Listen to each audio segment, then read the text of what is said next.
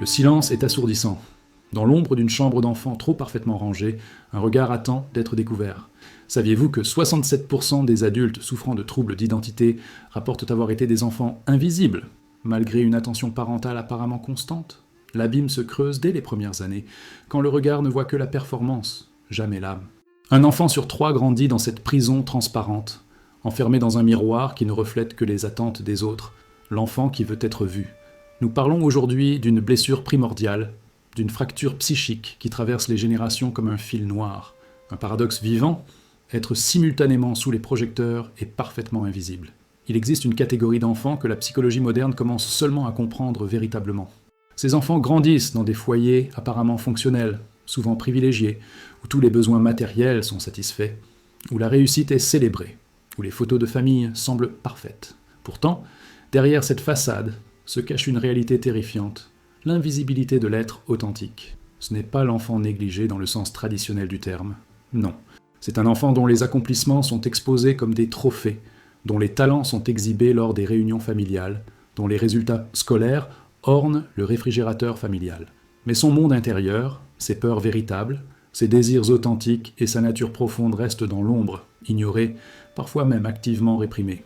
Nous parlons ici d'une forme de négligence émotionnelle sophistiquée, presque impossible à détecter de l'extérieur et souvent niée avec véhémence par les parents qui en sont pourtant les architectes inconscients. Les neurosciences ont récemment mis en lumière un phénomène fascinant et glaçant. Les scanners cérébraux d'adultes ayant subi cette forme particulière d'invisibilité émotionnelle pendant l'enfance révèlent des schémas d'activation similaires à ceux observés chez les victimes de traumatismes relationnels graves. L'équipe du docteur Elena Kazan de l'Université de Columbia a démontré que le cerveau traite l'invalidation chronique des émotions et de l'authenticité comme une menace existentielle, activant les mêmes circuits que lors d'une agression physique. Leur étude longitudinale sur 15 ans, publiée dans le prestigieux Journal of Developmental Psychology, confirme que cette invisibilité laisse une empreinte neurologique aussi profonde qu'un abandon physique. La science moderne valide ainsi ce que les psychanalystes comme Winnicott avaient pressenti, la notion du faux self comme structure de survie. Le cerveau de l'enfant, confronté à l'impossibilité d'être authentiquement vu, développe un système neuronal secondaire, une persona acceptable, qui s'interpose comme un écran de fumée entre le monde extérieur et l'être véritable. Les travaux de l'Institut Max Planck en neuroplasticité suggèrent que cette adaptation forcée recable littéralement les circuits de la perception de soi, créant une dissociation fonctionnelle entre l'image sociale et le moi authentique. Les réseaux neuronaux, qui devraient normalement intégrer expérience émotionnelle et expression sociale, se développent de façon compartimentée, divisée. Cette configuration cérébrale particulière crée ce que les neuroscientifiques appellent maintenant le paradoxe de la visibilité invisible, une capacité surhumaine à être socialement présent tout en maintenant une absence émotionnelle profonde. C'est un mécanisme de survie, certes, mais à quel prix ? Les traditions spirituelles du monde entier ont reconnu cette blessure de l'âme bien avant nos IRM et nos électroencéphalogrammes.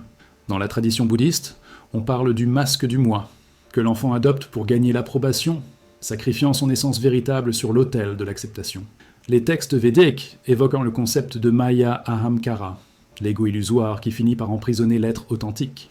La tradition soufie parle poétiquement du voile entre les yeux du cœur et la lumière de l'être. Dans la mystique chrétienne, cette condition rappelle la parabole de l'enfant prodigue, perdu non pas géographiquement, mais existentiellement, errant loin de sa propre essence. Carl Jung nous a légué le concept d'individuation, ce long chemin de retour vers soi-même, précisément parce qu'il avait observé cette fracture chez tant de ses patients. L'homme moderne ne comprend pas à quel point son rationalisme l'a éloigné de son être profond, écrivait-il, comme s'il parlait directement à ses enfants devenus adultes, toujours à la recherche d'un regard qui verrait enfin leur vérité. Les philosophes existentialistes comme Kierkegaard ont nommé ce phénomène le désespoir d'être soi, cette angoisse sourde de vivre une vie qui n'est pas véritablement la nôtre. Les signes de cette invisibilité sont subtils mais omniprésents, comme une ombre qui s'allonge avec les années. Observez l'enfant parfait, celui qui ne dérange jamais, celui qui semble toujours savoir ce qu'on attend de lui. Son sourire ne vacille jamais, sa chambre est impeccable, ses résultats exemplaires. Mais regardez attentivement ses yeux lorsqu'on le complimente. Cette fraction de seconde d'incrédulité, ce voile de confusion qui passe sur son regard. C'est là, dans cet instant fugace, que se révèle l'abîme entre ce qu'il montre et ce qu'il est. Écoutez sa façon de parler de lui-même, toujours en référence aux attentes extérieures, jamais en termes de désir propre. Maman sera fière, le professeur va être content. Tout le monde dit que je suis doué pour ça. Jamais j'aime faire ceci. Je ressens cela. Je veux devenir. Son langage trahit l'absence d'un centre de gravité interne. Son identité est un satellite, tournant éternellement autour du regard des autres. Observez sa réaction face à l'échec. Non pas la déception naturelle, mais cette terreur existentielle, cette impression que sans la performance, il cesse littéralement d'exister. L'enfant d'invisible ne craint pas simplement de décevoir, il craint de disparaître. Car dans son expérience, sans le rôle qu'il joue, personne ne reste pour le voir. Sa valeur n'est pas intrinsèque, elle est entièrement conditionnelle à ce qu'il fait, non à ce qu'il est. Remarquez son incapacité troublante à identifier ses propres émotions. Demandez-lui comment il se sent vraiment, et observez cette expression étrange, mélange de panique et de confusion, comme si vous lui posiez une question dans une langue étrangère. Il vous répondra probablement ce qu'il pense que vous voulez entendre, ou ce qui semble socialement approprié. Jamais ce qui bouillonne réellement sous la surface polie de son être. Ce phénomène d'invisibilité émotionnelle ne se limite pas à l'individu. Il crée des ondes de choc qui se propagent dans les familles, les communautés, les sociétés entières. Les travaux sociologiques de Robert Putnam et Jennifer Silva démontrent comment des générations entières, élevées dans ce paradigme de performance sans authenticité, développent une forme particulière de narcissisme défensif. Non pas l'amour excessif de soi, mais l'obsession d'une image de soi créée pour les autres, maintenue à tout prix. Les familles où règne cette dynamique deviennent des théâtres, où chacun joue son rôle, mais où personne n'est véritablement présent. La communication y est parfaitement fonctionnelle en apparence, mais dénuée de toute profondeur émotionnelle véritable. Ces systèmes familiaux opèrent selon ce que le sociologue Harley Hochschild appelle les règles du sentiment. Des codes implicites qui dictent quelles émotions sont acceptables, lesquelles doivent rester cachées, créant ce qu'elle nomme le travail émotionnel, cette exhaustion constante de devoir gérer l'écart entre ce qui est ressenti et ce qui peut être montré. La protection contre ce phénomène commence par une prise de conscience radicale. Parents, éducateurs, thérapeutes, nous devons apprendre à différencier le regard qui voit la performance du regard qui voit l'être. Nous devons développer ce que le psychanalyste Wilfred Bion appelait l'attention sans mémoire ni désir. Cette capacité à observer l'enfant sans projeter nos attentes, nos espoirs ou nos craintes. Un regard nu qui ne cherche pas à confirmer ce que nous savons déjà, mais qui s'ouvre à la découverte de ce qui est véritablement là. La science de l'attachement nous enseigne que le miroir émotionnel est aussi vital au développement psychique que la nourriture l'est au développement physique. Les travaux révolutionnaires de Mary Ainsworth et Mary Main ont démontré qu'un enfant qui ne voit pas ses états intérieurs reflétés et validés par ses figures d'attachement développe une forme d'amnésie émotionnelle, une déconnexion progressive de son expérience subjective. Comme si, à force de ne pas être vu, il perdait la capacité de se voir lui-même. Le rideau se lève sur une scène familière, une table bien mise, des rires mesurés, une famille modèle, mais sous les sourires figés, une tension électrique circule, invisible mais palpable, comme un courant souterrain qui menace de tout emporter. Dans ces foyers, où l'image est tout, l'enfant apprend très tôt à devenir le plus habile des acteurs. Sa première performance commence avant même qu'il ne sache parler.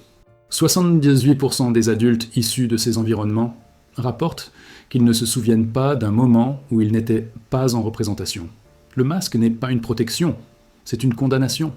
La psychologie moderne a récemment identifié un phénomène troublant, le syndrome de l'enfant spectacle. Ce n'est pas simplement l'enfant star exposé aux projecteurs médiatiques. C'est un phénomène bien plus insidieux, qui se déroule dans les foyers ordinaires, derrière les façades respectables des maisons de banlieue, dans les appartements cossus des quartiers privilégiés, là où, en apparence, tout va bien. L'enfant spectacle est celui dont la valeur est entièrement déterminée par sa capacité à refléter positivement l'image parentale, à incarner les aspirations familiales, à perpétuer l'illusion d'une réussite générationnelle ininterrompue. Ce qui rend ce syndrome particulièrement destructeur est sa nature subtilement coercitive. Personne n'a explicitement demandé à l'enfant de renier son être authentique. Personne ne lui a ouvertement ordonné de devenir un reflet des attentes extérieures. Le message est transmis par 1000 petits signaux. Le sourire qui disparaît lorsque l'enfant exprime une émotion négative, l'attention qui se détourne lorsqu'il parle de ses intérêts véritables, l'enthousiasme disproportionné qui accueille ses performances socialement valorisées. L'enfant, doué d'une intelligence émotionnelle naturelle, déchiffre rapidement ce code silencieux. Il comprend, sans qu'on ait besoin de le lui dire, que certaines parties de lui-même sont acceptables, valorisées, aimées, tandis que d'autres doivent rester dans l'ombre. Cette division intérieure crée ce que les psychologues appellent maintenant la bifurcation du développement identitaire, le moment où l'enfant cesse de se développer comme un être unifié et commence à croître selon deux trajectoires parallèles. Le moi authentique, de plus en plus refoulé, et le moi performatif, de plus en plus élaboré. Les recherches en neurosciences développementales, notamment les travaux révolutionnaires du docteur Alan Shore sur la régulation affective, démontrent que cette bifurcation n'est pas simplement psychologique, mais neurobiologique. L'hémisphère droit du cerveau, siège de l'expérience émotionnelle directe, de l'empathie et de la conscience corporelle, se développe différemment chez ces enfants. Les circuits neuronaux, qui devraient intégrer expérience émotionnelle et expression sociale, se développent de façon compartimentée. L'enfant devient littéralement divisé contre lui-même, une fragmentation qui se reflète jusque dans l'organisation de ses réseaux neuronaux. Le prix de cette performance perpétuelle est exorbitant. L'université de Stanford a récemment publié une étude longitudinale suivant 340 enfants modèles sur une période de 25 ans. Les résultats sont alarmants. Taux d'épuisement professionnel 62% plus élevé que la moyenne, incidence de troubles anxieux multipliée par 3, risque de dépression majeure, avant 40 ans, augmenté de 47%.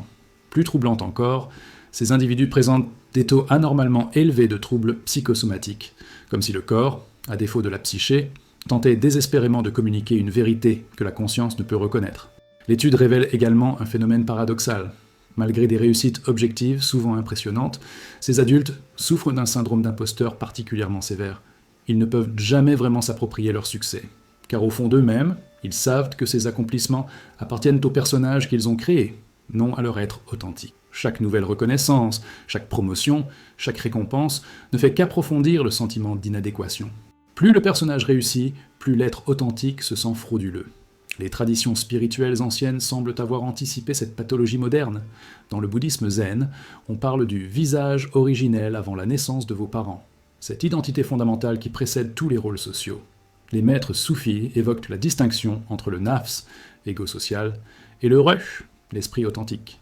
La philosophie védique distingue ahamkara, l'identité construite, et atman, le soi véritable.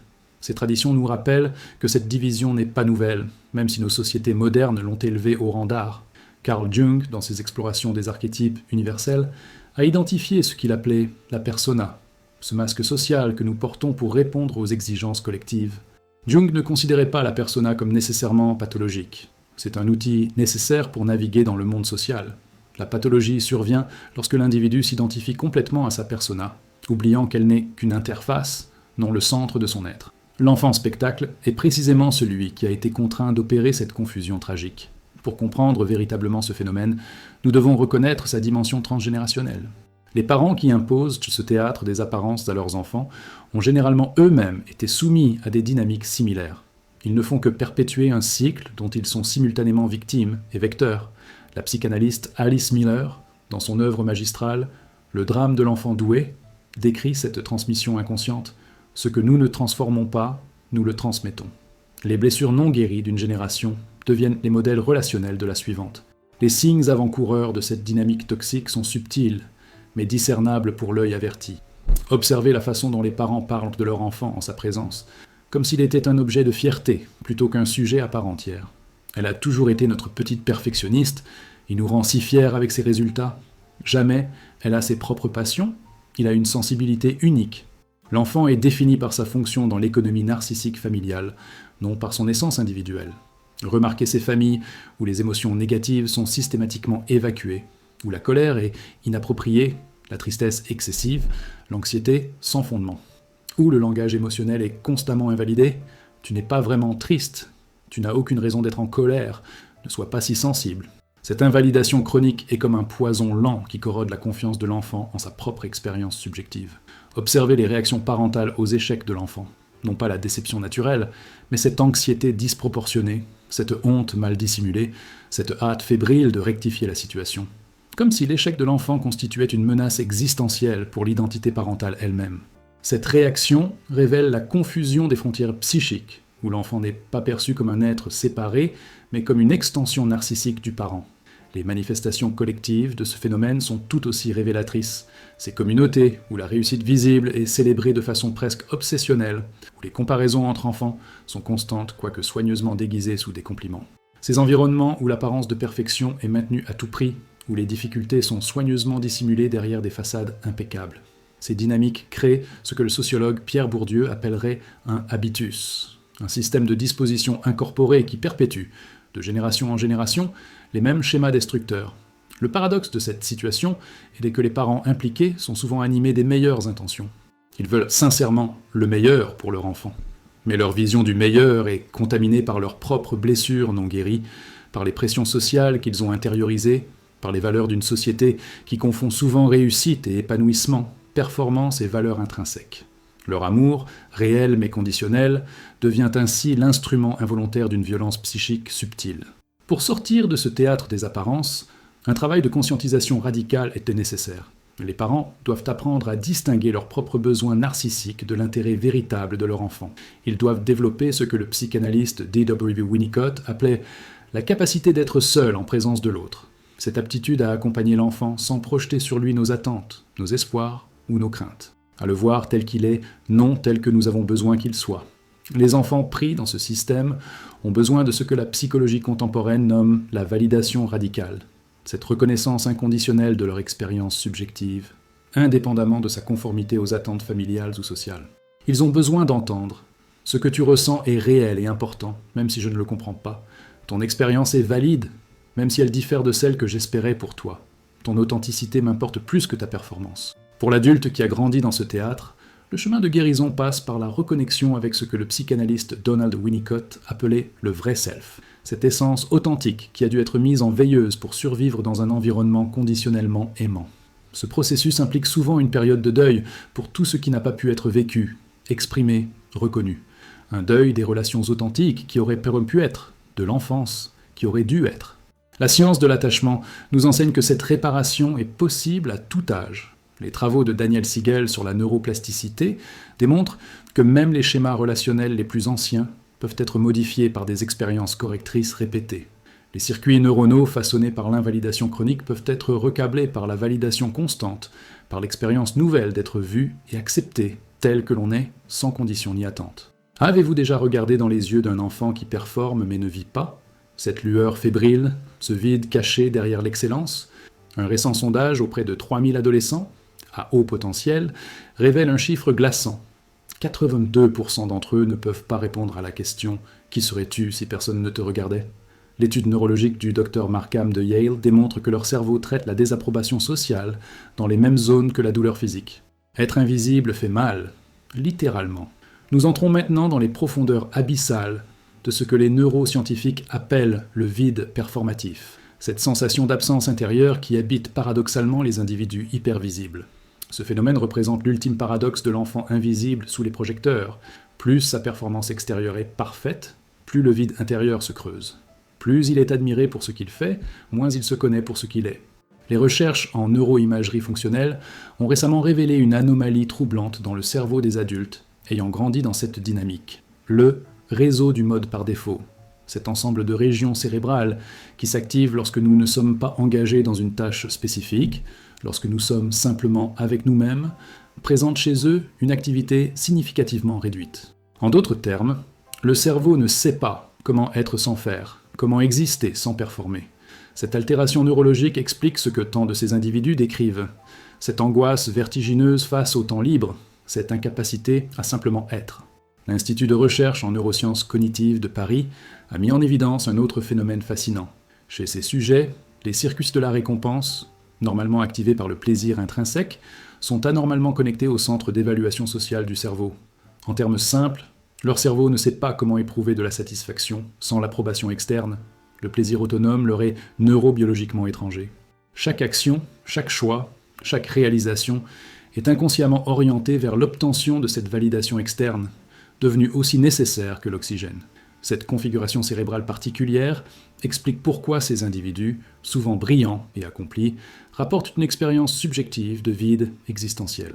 Ce n'est pas simplement un sentiment, c'est une réalité neurologique. Leur cerveau a été littéralement câblé pour dépendre de l'évaluation externe, créant une faim insatiable que rien ne peut combler.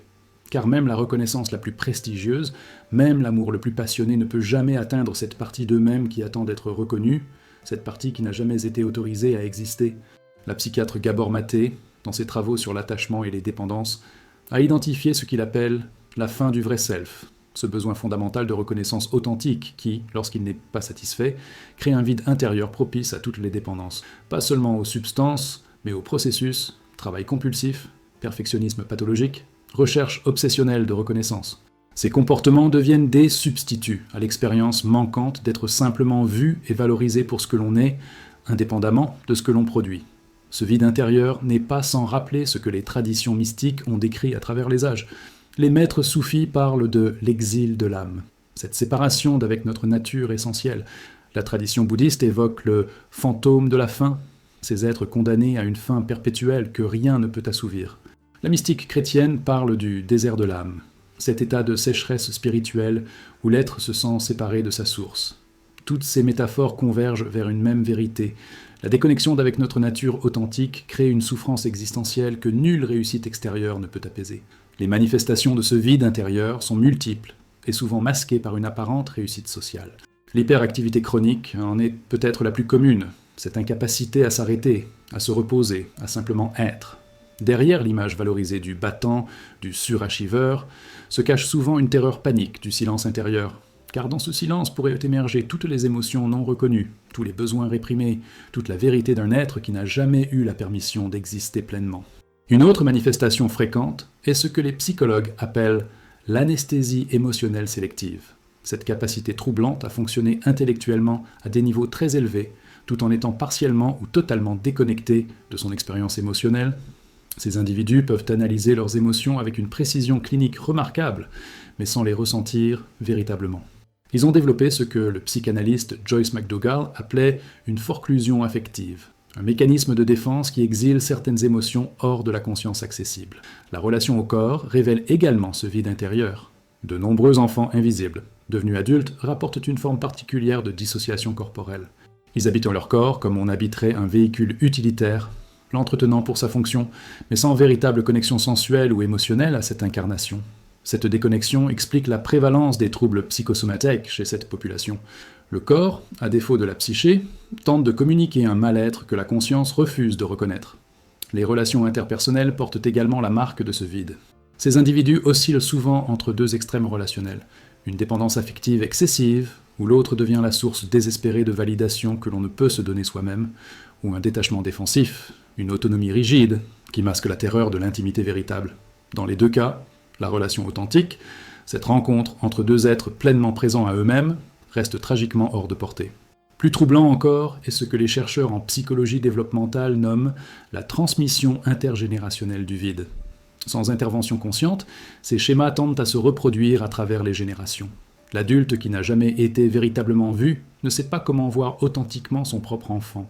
Il répète, avec les meilleures intentions du monde, le même schéma relationnel, valorisant la performance, ignorant l'être. Ainsi se perpétue de génération en génération cette chaîne invisible de souffrance psychique. L'étude longitudinale de l'Université de Minnesota sur la transmission des schémas d'attachement démontre que sans intervention thérapeutique, 70% des parents reproduisent avec leurs enfants le même style d'attachement qu'ils ont eux-mêmes expérimenté.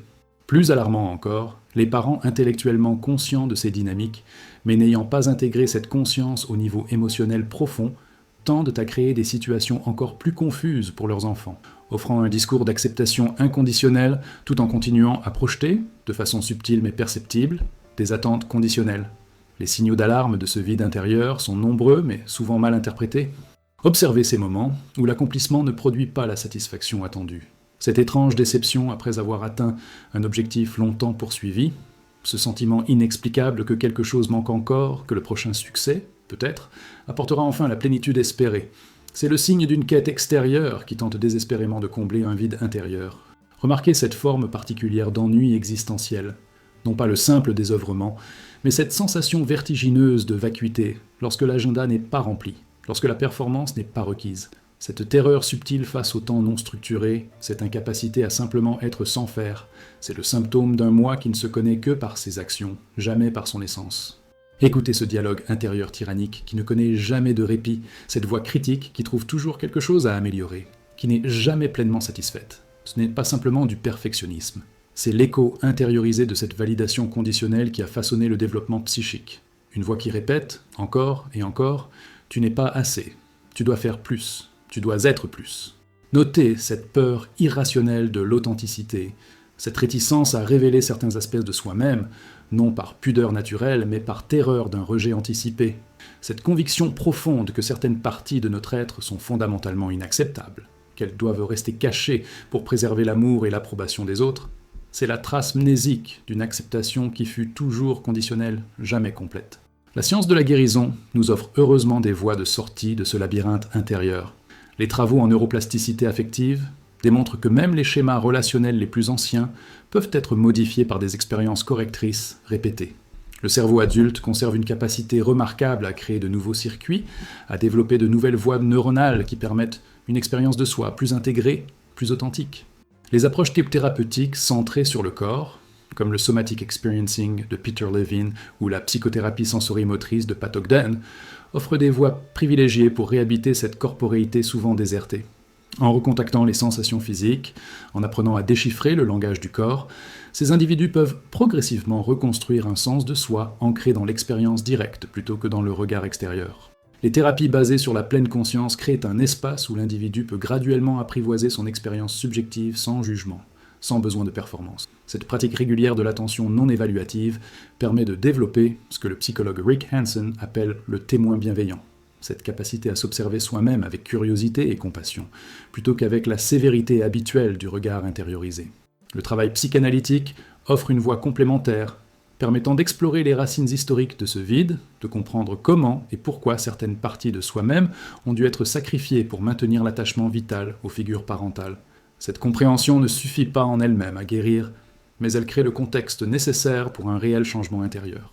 La guérison ultime passe peut-être par ce que les traditions contemplatives appellent la mort de l'ego performatif. Non pas une destruction, mais une transformation de cette structure identitaire qui a longtemps servi de protection, mais qui est devenue une prison. Il s'agit d'apprendre progressivement à exister indépendamment du regard extérieur, à trouver en soi-même la source de validation que l'on a toujours cherchée à l'extérieur. Imaginons une prison au mur de verre. Personne ne peut la voir, sauf celui qui y est enfermé. Le gardien ? Une voix intérieure impitoyable. La sentence ? Perpétuité pour le crime d'être imparfait. Les études de l'Institut national de santé mentale révèlent que les personnes ayant grandi comme enfants invisibles présentent des schémas d'autosurveillance neuronale similaires à ceux observés dans les états post-traumatiques. Leur cerveau est en alerte constante, scrutant l'environnement pour des signes microscopiques de rejet, analysant chaque interaction sociale comme un potentiel danger, un état de guerre permanent contre soi-même. La prison transparente représente peut-être la métaphore la plus précise pour décrire l'expérience intérieure de l'enfant invisible devenu adulte. Une cage psychique aux barreaux invisibles pour l'entourage, mais douloureusement réelle pour celui qui y est enfermé. Cette structure psychique contraignante n'a pas été imposée par la force, mais construite lentement, méthodiquement, par un système relationnel qui n'autorisait qu'une expression partielle et conditionnelle de l'être authentique. Les neurosciences affectives ont récemment mis en lumière un phénomène fascinant qui explique cette prison intérieure. Les travaux du docteur Stephen Porges sur la théorie polyvagale démontrent que le système nerveux autonome de ces individus est configuré dans un état particulier d'immobilisation défensive, ni pleinement en mode combat-fuite, sympathique, ni véritablement en état d'engagement social sécurisé, parasympathique ventral. Leur système nerveux est coincé dans une sorte de purgatoire neurophysiologique, une vigilance figée où la menace est constamment anticipée, mais jamais pleinement affrontée. Cette configuration particulière du système nerveux explique cette sensation d'être simultanément hypervigilant et figé, hypersensible et anesthésié, un état paradoxal que beaucoup décrivent comme être prisonnier dans sa propre peau. Les scanners d'imagerie cérébrale révèlent une activation anormalement élevée de l'amygdale, le centre de détection de la menace, couplée à une connectivité réduite avec le cortex préfrontal, qui normalement module et contextualise les réactions émotionnelles. En termes simples, leur cerveau est constamment en état d'alerte, mais manque des ressources régulatrices pour apaiser cette vigilance. Cette hypervigilance n'est pas orientée vers les dangers extérieurs, mais vers les menaces intérieures. Ces parties de soi-même qui pourraient, si elles étaient exprimées, compromettre l'acceptation sociale si chèrement acquise. L'enfant invisible apprend très tôt à s'autosurveiller avec une rigueur impitoyable, développant ce que le psychanalyste Donald Kalsched appelle un système d'autoprotection traumatique, un ensemble de défenses psychiques qui, paradoxalement, finit par perpétuer le traumatisme qu'il cherchait initialement à prévenir. Au cœur de cette prison transparente se trouve un mécanisme que les psychologues cognitifs nomment l'attention autofocalisée pathologique, cette tendance à s'observer constamment du point de vue imaginaire de l'autre, à évaluer chaque pensée, chaque émotion, chaque comportement à travers le prisme anticipé du jugement externe. Cette autosurveillance constante consomme une quantité phénoménale de ressources cognitives et émotionnelles, expliquant l'épuisement chronique que rapportent tant de ces individus. Les gardiens de cette prison intérieure sont multiples et implacables. Le plus tyrannique est sans doute ce que les thérapies cognitives identifient comme le critique intérieur. Cette voix internalisée qui juge, condamne, dévalorise avec une cruauté que personne n'oserait infliger à autrui. Ce n'est pas simplement une pensée négative occasionnelle, mais une présence psychique constante, un commentateur impitoyable qui ne connaît ni repos ni compassion. L'origine de ce critique intérieur a été magistralement analysée par les théoriciens de l'attachement. Il représente l'internalisation des exigences conditionnelles de l'environnement précoce, transformées en instances psychiques autonomes. L'enfant, confronté à un amour qui dépend de sa conformité aux attentes externes, intériorise progressivement ses exigences. Ce qui était initialement une stratégie adaptative, se surveiller pour garantir l'approbation vitale, devient une structure psychique permanente qui perdure bien après que l'environnement original ait disparu. Un autre gardien redoutable de cette prison est ce que le psychologue Paul Gilbert appelle la honte de soi. Non pas la honte liée à un acte spécifique, mais une honte ontologique. La conviction profonde qu'il y a quelque chose de fondamentalement défectueux, d'inacceptable dans son être même. Cette honte n'est pas consciente comme une pensée claire, mais plutôt vécue comme une certitude corporelle, une évidence somatique qui colore toute l'expérience subjective. Les recherches en psychoneuroimmunologie démontrent que cette honte chronique n'est pas simplement un état psychologique, mais une condition biologique qui affecte profondément le fonctionnement immunitaire, hormonal et inflammatoire. L'équipe du docteur Steve Cole à UCLA a documenté des modifications spécifiques dans l'expression génique des cellules immunitaires chez les personnes vivant avec cette forme de honte chronique, comme si le corps lui-même portait l'empreinte moléculaire de ce rejet anticipé. Un troisième gardien, plus subtil mais non moins contraignant, est ce que les psychologues existentiels nomment l'anxiété d'authenticité, cette peur paradoxale d'être véritablement soi-même. Car l'authenticité implique l'acceptation de sa propre vulnérabilité, de ses limites, de son imperfection fondamentale, précisément ce que l'enfant invisible a appris à considérer comme inacceptable. L'authenticité devient ainsi, paradoxalement, la plus grande menace pour un moi construit sur les fondations fragiles de la performance parfaite. Les traditions spirituelles anciennes semblent avoir reconnu cette condition bien avant nos formulations psychologiques modernes. Le bouddhisme parle du petit moi ou ego comme d'une structure psychique illusoire mais tenace qui maintient l'être dans une forme de servitude volontaire. La tradition chrétienne évoque la notion de l'attachement désordonné. Ces liens qui, plutôt que de libérer l'âme, l'enchaînent à des valeurs extérieures à sa nature profonde. La philosophie taoïste décrit le concept de Wei Wu Wei, l'effort sans effort, cet état paradoxal où l'action juste émerge naturellement lorsque l'on cesse de forcer et de contrôler. L'impact collectif de cette prison transparente est considérable. Des communautés entières, des cultures, des systèmes sociaux peuvent être structurés autour de ces dynamiques d'invisibilité conditionnelle. Le sociologue Alain Ehrenberg, dans son ouvrage « La fatigue d'être soi », décrit comment nos sociétés contemporaines ont remplacé la culpabilité traditionnelle par une nouvelle forme de souffrance, la pression constante d'être performant, autonome, responsable de son propre épanouissement. L'individu moderne n'est plus écrasé par l'interdit, mais par l'injonction paradoxale à être lui-même, mais un lui-même conforme aux attentes du marché et de l'employeur, des réseaux sociaux. Cette prison collective se manifeste dans nos institutions, écoles, où la performance académique standardisée prime sur le développement authentique, entreprises où la culture corporative exige une adhésion non seulement comportementale, mais émotionnelle, réseaux sociaux, où l'authenticité elle-même devient une performance soigneusement orchestrée. Ces structures sociales créent ce que le philosophe Michel Foucault appelait des technologies du soi, des techniques par lesquelles les individus s'autodisciplinent selon des normes intériorisées, rendant le contrôle externe largement superflu. Les symptômes de cette incarcération psychique sont nombreux et souvent mal interprétés.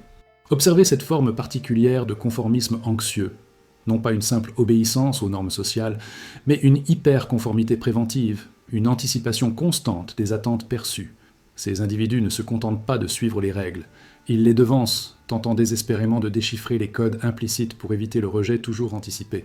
Remarquez cette incapacité troublante à recevoir véritablement un compliment, cette tendance immédiate à le minimiser, le déflector, le rejeter subtilement. Ce n'est pas simplement de la modestie sociale, mais le symptôme d'une dissonance cognitive profonde. Le compliment s'adresse à une performance extérieure qui semble déconnectée de l'expérience intérieure d'insuffisance chronique. Écoutez cette forme particulière de perfectionnisme, non pas la saine recherche d'excellence, mais cette conviction terrifiante que la moindre erreur pourrait révéler l'imposture fondamentale. déchirer le voile de compétences qui masque le vide intérieur. Ce perfectionnisme n'est pas motivé par l'amour du travail bien fait, mais par la terreur de l'échec, comme annihilation identitaire. Observez cette difficulté caractéristique à établir et maintenir des limites personnelles, tantôt cédant excessivement aux demandes extérieures pour préserver l'approbation, tantôt érigeant des barrières rigides pour protéger un espace intérieur perçu comme fragile. Cette oscillation révèle l'absence d'un sens intégré du soi, capable de négocier fluidement l'espace entre soi et l'autre. Le chemin hors de cette prison transparente commence par ce que les psychologues contemplatifs appellent la présence témoin. Cette capacité à observer sa propre expérience intérieure sans s'y identifier complètement. C'est l'apprentissage progressif d'une distance réflexive qui permet de reconnaître « j'ai ces pensées, ces émotions, ces sensations, mais je ne suis pas limité à elles ». Cette distinction subtile mais profonde crée l'espace psychique nécessaire pour commencer à se désidentifier des structures contraignantes. Les approches thérapeutiques contemporaines comme l'ACT, thérapie d'acceptation et d'engagement, ou la CFT, thérapie centrée sur la compassion, offrent des méthodologies concrètes pour développer cette relation différente à l'expérience subjective. Elles enseignent à reconnaître les schémas de pensée conditionnés non comme des vérités absolues, mais comme des constructions psychiques qui peuvent être observées, comprises et progressivement transformées.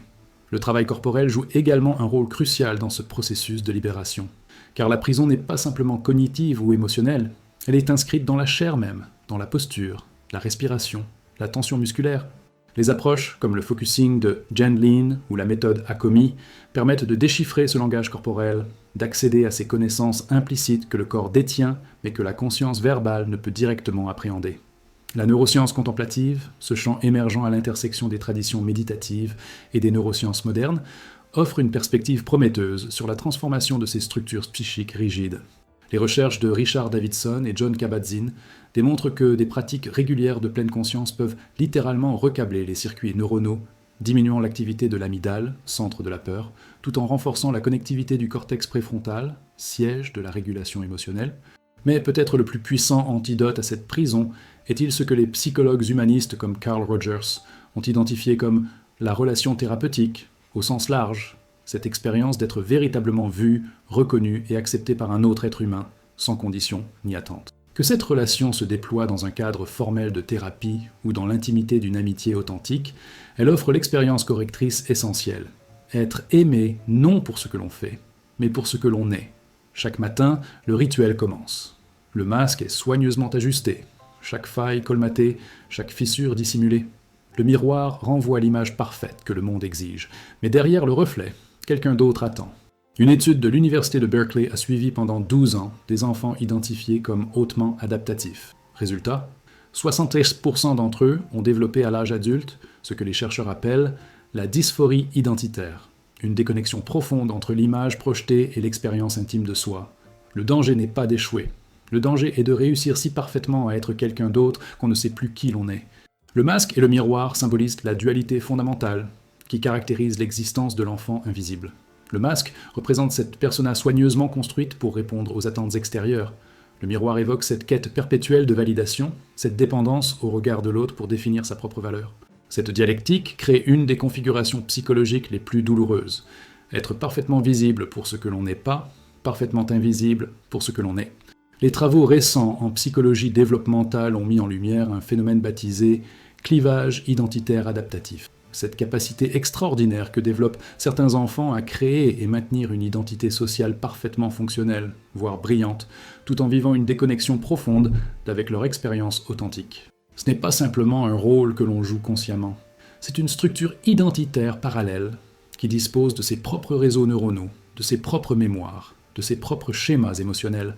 L'équipe du docteur, Janina Fischer, spécialiste du trauma développemental, a documenté comment cette division intérieure crée une forme particulière de dissociation structurelle, non pas la dissociation dramatique des personnalités multiples, mais une fragmentation subtile et fonctionnelle de l'expérience subjective.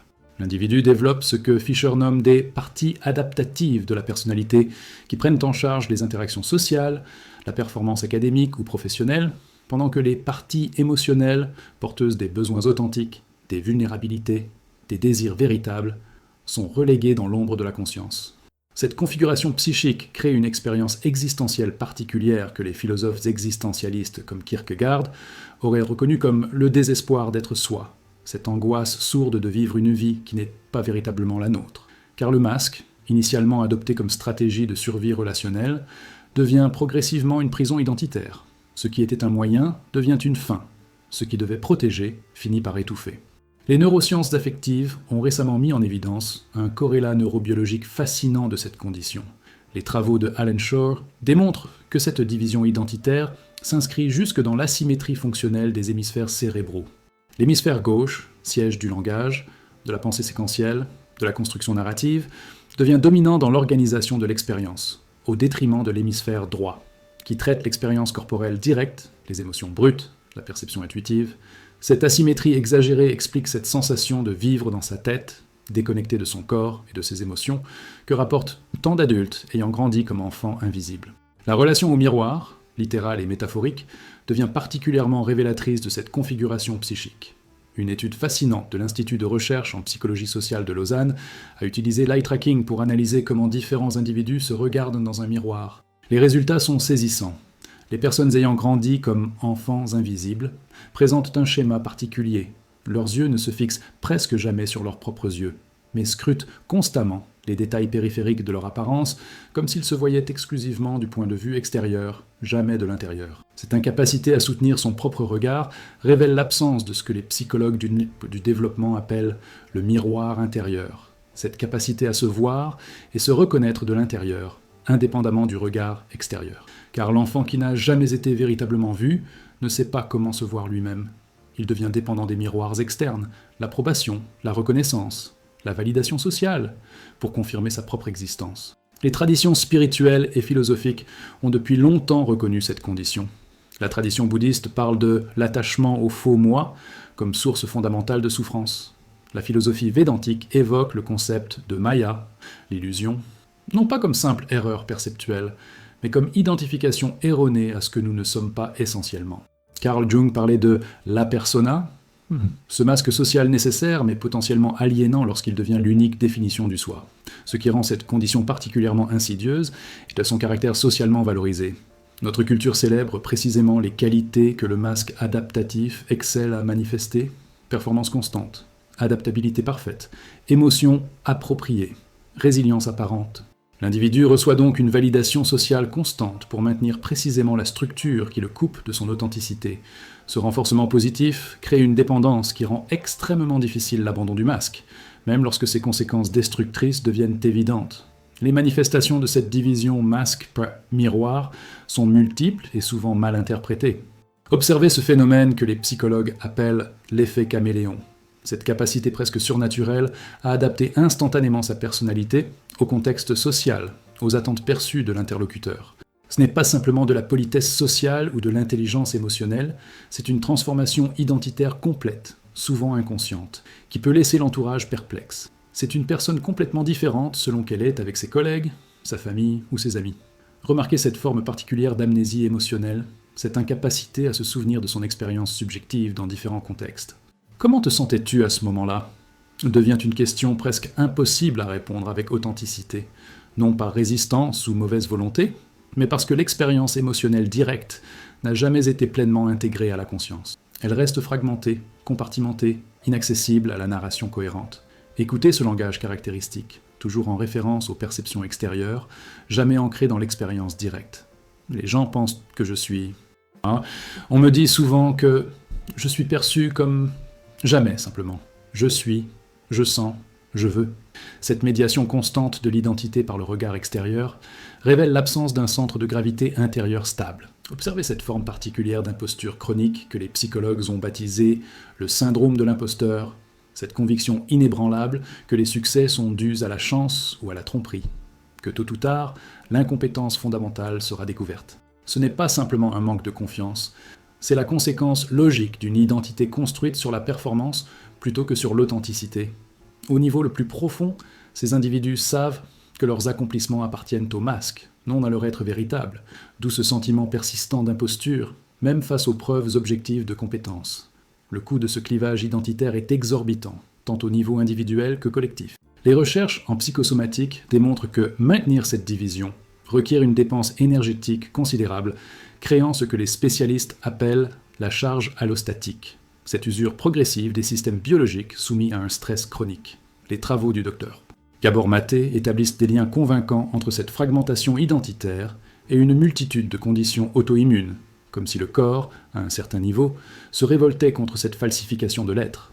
Au niveau collectif, cette dynamique crée des communautés et des organisations où l'authenticité devient une denrée rare, où les interactions sont dominées par ce que le sociologue Harley Hochschild appelait le travail émotionnel, cet effort constant pour produire les émotions socialement attendues plutôt que d'exprimer l'expérience authentique. Ces environnements deviennent des théâtres sociaux où chacun joue un rôle, créant une solitude paradoxale au milieu d'interactions constantes. Plus troublant encore, cette configuration psychique tend à se reproduire transgénérationnellement. Les travaux sur la transmission des schémas d'attachement démontrent que sans intervention consciente, les parents qui ont grandi comme enfants invisibles tendent à créer des conditions similaires pour leurs propres enfants, non par malveillance, mais par absence de modèle alternatif. Ils offrent à leurs enfants le seul amour qu'ils connaissent, conditionnel, basé sur la performance, invalidant pour l'authenticité. La voie de guérison de cette division identitaire passe par ce que les psychologues analytiques appellent le processus d'individuation, ce long et courageux chemin de reconnexion avec les parties exilées de soi-même. Ce processus implique de reconnaître d'abord que le masque a été une stratégie de survie nécessaire, une adaptation ingénieuse à des conditions relationnelles difficiles. Il n'est pas l'ennemi à abattre, mais un protecteur à remercier avant de pouvoir progressivement assouplir son emprise. Le travail thérapeutique dans cette condition spécifique requiert ce que la psychanalyste Darian Leader appelle une double attention. La capacité à reconnaître simultanément la réalité et la fonction du masque adaptatif, tout en créant l'espace sécurisé où les aspects authentiques peuvent graduellement émerger sans craindre le rejet ou l'abandon. Ce n'est pas un processus de destruction, mais d'intégration. Apprendre à inclure dans une identité plus vaste et plus fluide tant les capacités adaptatives que l'authenticité émotionnelle. La redécouverte du miroir intérieur, cette capacité à se voir et se reconnaître de l'intérieur, constitue une étape cruciale de ce processus. Les pratiques contemplatives comme la méditation de pleine conscience offrent une voie privilégiée pour développer cette attention intérieure non jugeante, cette capacité à observer l'expérience subjective sans immédiatement l'évaluer selon des critères externes. C'est l'apprentissage progressif d'une nouvelle relation à soi-même, basée sur la curiosité bienveillante plutôt que sur l'évaluation constante. Les approches thérapeutiques basées sur l'Internal Family Systems, IFS, de Richard Schwartz, offrent une méthodologie particulièrement adaptée à cette condition. En conceptualisant la psyché comme un système de parties distinctes mais interconnectées, cette approche permet d'établir un dialogue intérieur entre les aspects adaptatifs, le masque, et les aspects authentiques, souvent protégés, exilés. Ce dialogue permet progressivement de réduire la division interne, de créer une coexistence plus harmonieuse entre ces différentes facettes de l'être. La guérison ultime passe peut-être par ce que le psychologue humaniste Carl Rogers appelait la congruence. Cet état où l'expérience intérieure, la conscience de cette expérience et son expression extérieure sont en alignement. Non pas une authenticité rigide qui rejetterait toute adaptation sociale, mais une fluidité intégrée où l'être authentique peut s'exprimer de façon socialement adaptée, sans se perdre dans cette adaptation même. Le voyage commence toujours de la même façon, par une rupture, une fissure dans le miroir, un moment où le masque, si parfaitement ajusté, se brise enfin. Les psychologues du traumatisme l'appellent la crise transformationnelle. Ce moment où l'ancien système ne tient plus, où la performance parfaite échoue enfin. Crise de la quarantaine, burn-out professionnel, dépression abyssale, maladie auto-immune soudaine. Le corps et l'âme conspirent pour créer l'effondrement nécessaire. Car parfois, la seule sortie est à travers les ténèbres. Une recherche révolutionnaire de l'université de Stanford révèle que 91% des transformations psychologiques profondes sont précédées d'une période d'obscurité existentielle. La renaissance n'est jamais propre, elle est toujours sanglante. La renaissance dans les ténèbres représente l'ultime paradoxe de l'enfant invisible. C'est précisément lorsque la stratégie de survie échoue que la vraie vie devient possible. Lorsque le masque, cette construction identitaire soigneusement élaborée pour obtenir l'amour conditionnel, se fissure enfin, une possibilité radicalement nouvelle émerge, celle d'être vu et accepté dans sa vérité nue, sans performance, sans excellence, sans perfection. Les recherches contemporaines en psychologie transformationnelle confirment ce que les traditions initiatiques ont toujours su. La véritable transformation nécessite un passage par la nuit obscure de l'âme, cette période de désorientation profonde où les anciennes structures identitaires se dissolvent avant que de nouvelles puissent émerger. L'étude longitudinale du Dr.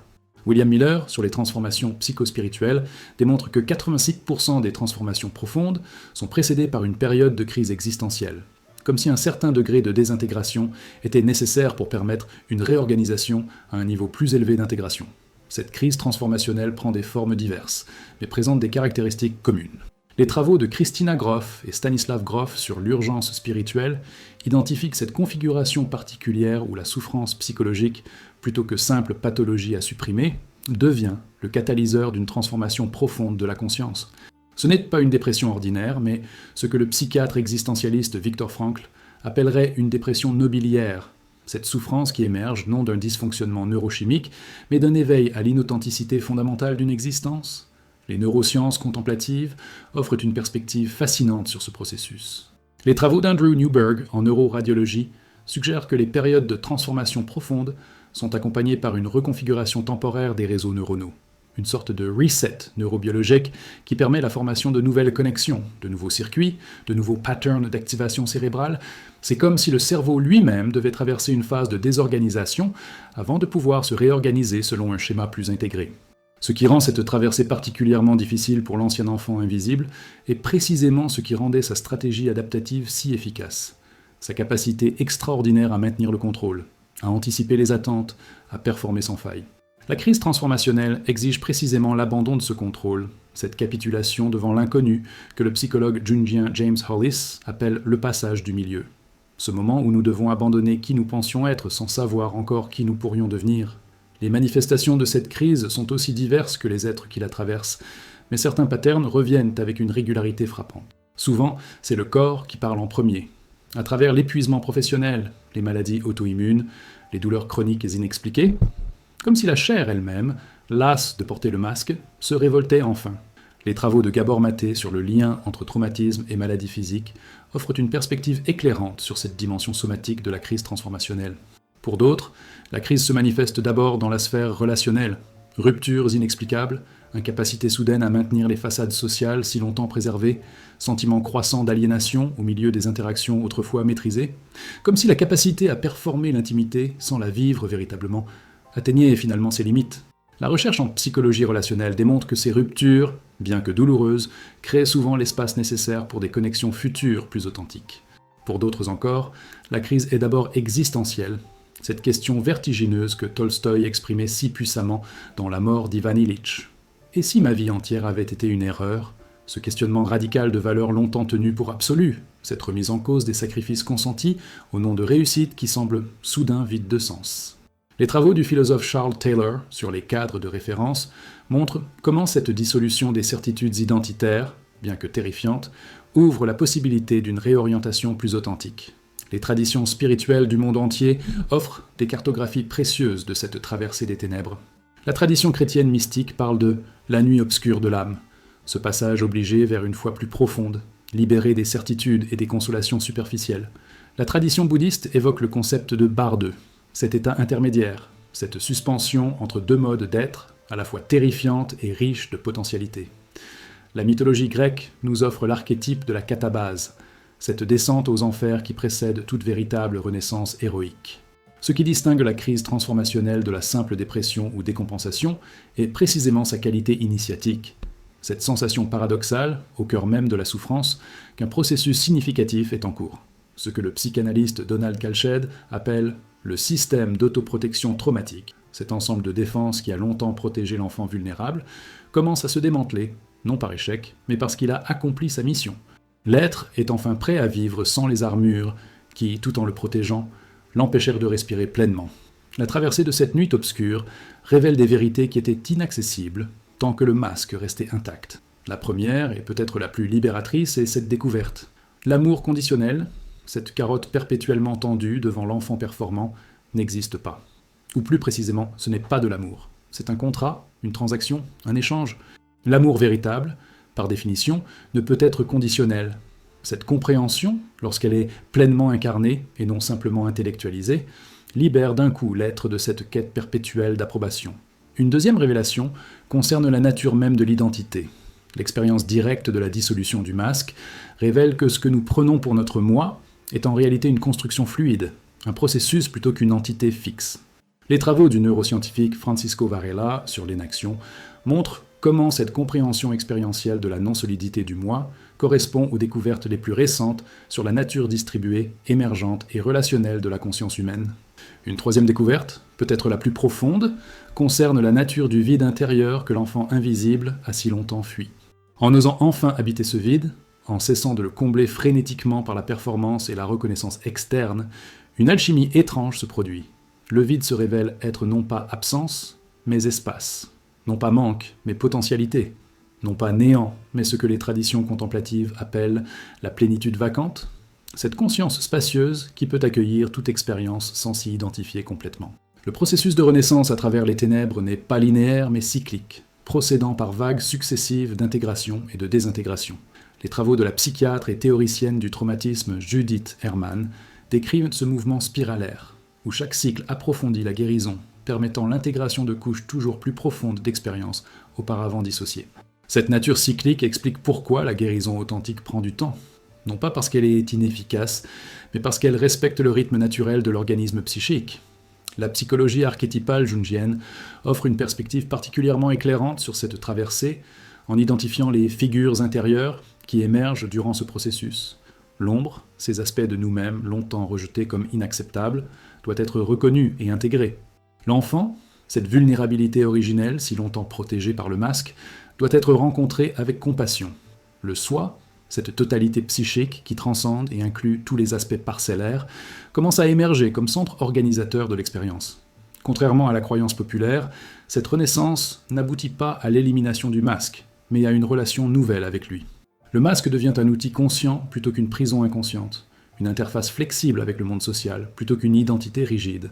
C'est ce que les psychologues analytiques appellent la persona consciente, cette capacité à naviguer fluidement différents contextes sociaux sans perdre le contact avec son authenticité fondamentale. Cette transformation s'accompagne souvent d'un changement profond dans la relation au monde extérieur.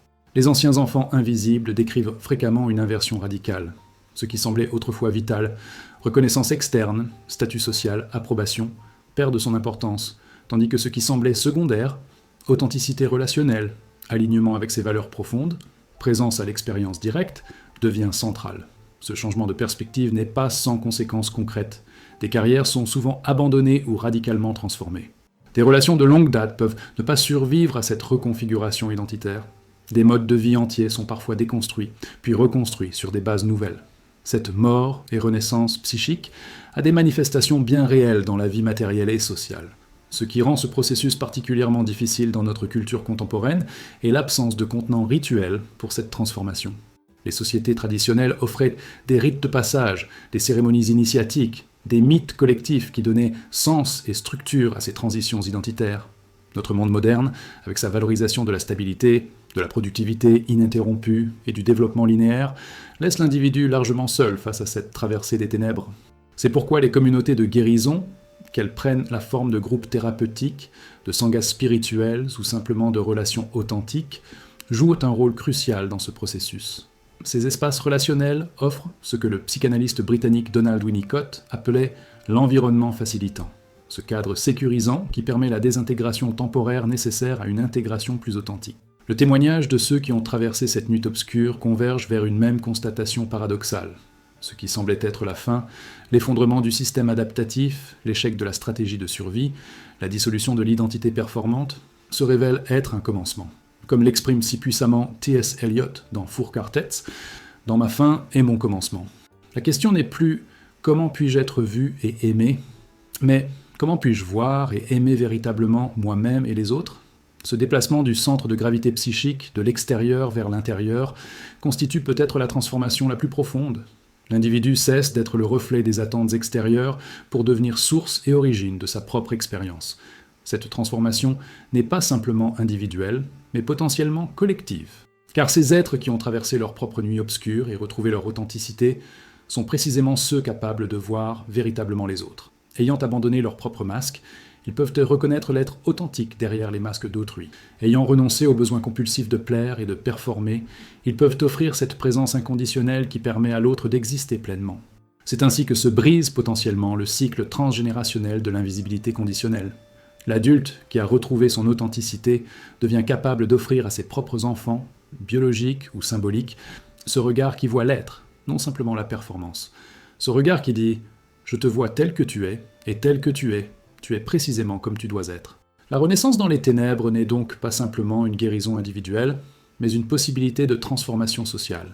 Dans un monde dominé par la performance, la compétition et l'image, ces êtres qui ont traversé le feu de leur propre transformation deviennent les gardiens d'une possibilité différente, celle d'un monde où l'authenticité primerait sur l'apparence, où la présence véritable remplacerait la performance perpétuelle, où être vaudrait finalement plus que paraître. Le chemin est ardu, la traversée périlleuse, la transformation jamais garantie. Mais pour ceux qui ont connu l'agonie silencieuse de l'invisibilité sous les projecteurs, cette possibilité, aussi lointaine soit-elle, brille comme une étoile dans la nuit la plus obscure. Car comme l'écrivait si justement Carl Jung, on ne s'allume pas en imaginant la lumière, mais en plongeant dans l'obscurité. L'enfant invisible peut enfin devenir visible, non plus pour sa performance, mais pour son essence. Non plus pour son excellence, mais pour son authenticité. Non plus pour ce qu'il fait, mais pour ce qu'il est, profondément et irréductiblement. Et dans cette visibilité nouvelle, une liberté inconnue se révèle, celle d'être parfaitement ordinaire, parfaitement imparfait et parfaitement suffisant, exactement tel que nous sommes,